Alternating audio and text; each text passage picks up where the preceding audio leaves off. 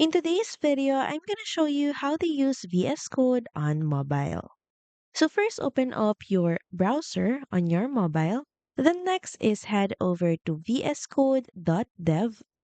And once the page is loaded, you'll see a simplified version of VS Code right in your browser.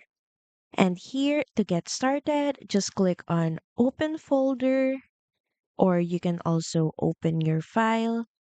And from there, you can select files stored on your mobile device. And you can tap on any file to start editing. This editor works just like desktop version of VS Code.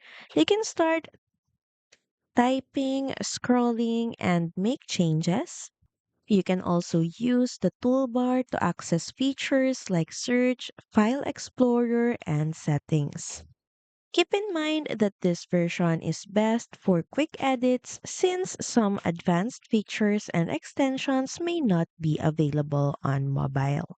Thank you for watching this video. Also feel free to use our affiliate link in the description. Bye!